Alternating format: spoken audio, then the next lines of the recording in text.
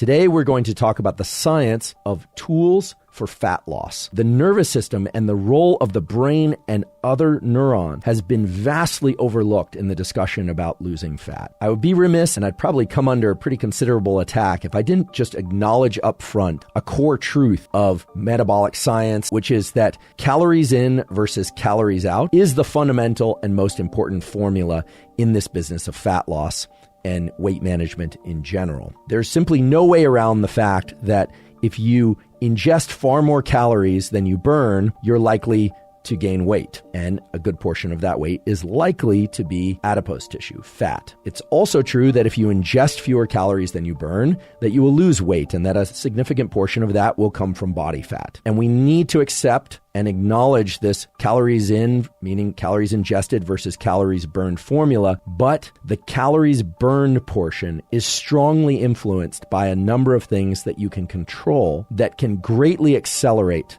or increase the amount of adipose tissue or the proportion of adipose tissue that you burn in response to exercise and food. So let's talk about fat utilization. There's two parts to this process. One is fat mobilization, and the second is fat oxidation or utilization. So the first step is to get those fatty acids moving around in the bloodstream, to get them out of those fat cells, and then they can travel and be used for energy. And once they are inside those cells, they're still not burned up. You need to oxidize them. And many of the things that the nervous system can do is to increase the mobilization of fat, but also the oxidation of fat. And the main one that you need to know about is epinephrine or adrenaline. The adrenaline that stimulates fat oxidation, the burning of fat, is coming from neurons that actually connect to the fat. And this is very important because it means that what you do, the specific patterns of movement and the specific environment you create that can stimulate these particular neurons to activate fat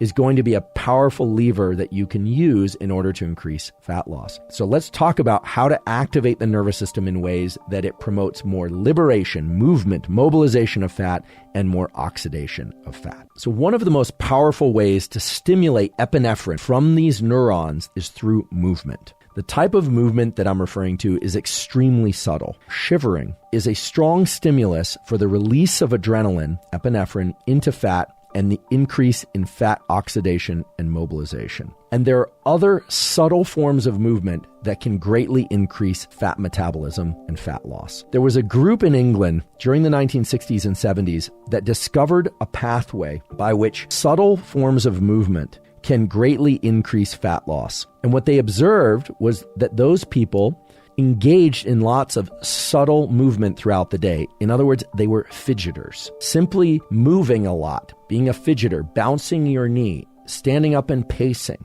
several times or many times throughout the day led to considerable amounts of fat loss and weight loss when people were ingesting the same amount of food. If they overate, they were able to compensate and burn off that food. So for people that are overweight who are kind of averse to exercise, fidgeting might actually be a good entry point. Those subtle movements of our core musculature, those low-level movements, they trigger epinephrine release from these neurons, and they stimulate the mobilization of fat. And then that fat is oxidized at higher rates. So what's the protocol? Fidget. If you're really interested in burning calories and you already exercise, you want to burn more, or you don't have the opportunity to exercise, or you're averse to exercise for whatever reason, fidgeting movements, staccato movements, standing up, walking around, pacing, all the sort of nervous activities that were so critical are actually mobilizing and oxidizing a lot of fat and a lot of energy.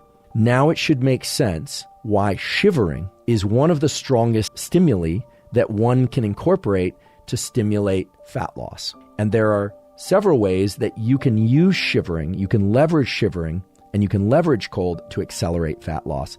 But you have to do it correct. Most people out there are using cold exposure, typically by taking cold showers or by getting into cold water of some other kind, a lake or a river or a cold bath or an ice bath.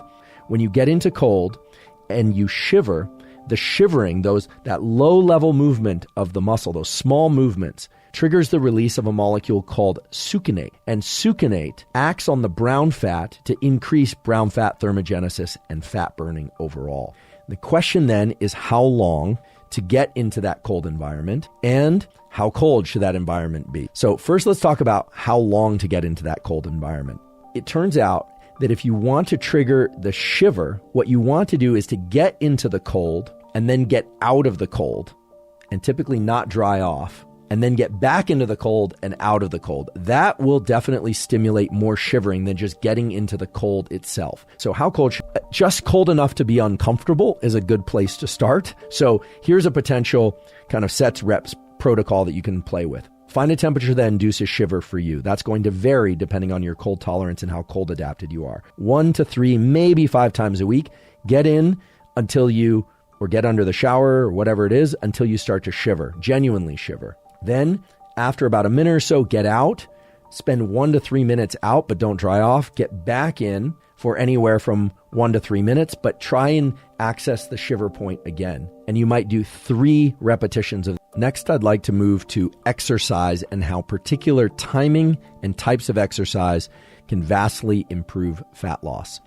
The most simple way, the most fluid way to have this conversation about exercise and fat loss is in terms of 3 general types of training. And those are high intensity interval, sprint interval training. So that's going to be very high intense, or moderate intensity continuous training. So we can think about high, medium, and low intensity exercise. Although low intensity usually means that you could carry on a conversation, or maybe you'd have to gasp every few steps or so while trying to talk and run. Let's ask the question that I think many people are wondering about, which meaning, do you burn more fat if you do your exercise fast size? For short periods of training, it doesn't really seem to matter whether or not you eat before training if your goal is fat oxidation.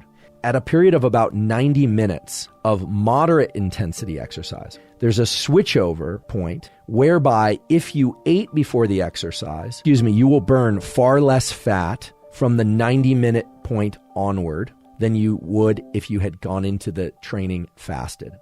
Now, there are also studies that point to the fact that you don't have to wait to 90 minutes in order to get this enhanced fat burning effect. If one does high intensity training, or even the very high intensity forms of training like sprints or squats or deadlifts or any kind of activity that can't be maintained for more than these, 8 or I would say up to 60 seconds, if that's done for anywhere from 20 minutes, so weight training, or powerlifting, or these kinds of things, or kettlebell swings, or up to 60 minutes, well, then the switchover point in which you can burn more fat if you go into that fasted comes earlier. But if you were to do something high intensity for 20, 30, 40 minutes, so maybe lift weights and then get into zone 2 cardio, if you were fasted, the literature says that you're going to burn more body fat per unit time than if you had eaten before or during the exercise. And this could be distilled into a simple protocol whereby 3 or 4 times a week you do high intensity training, followed by either nothing or followed by low intensity training, especially if you're able to do that fasted.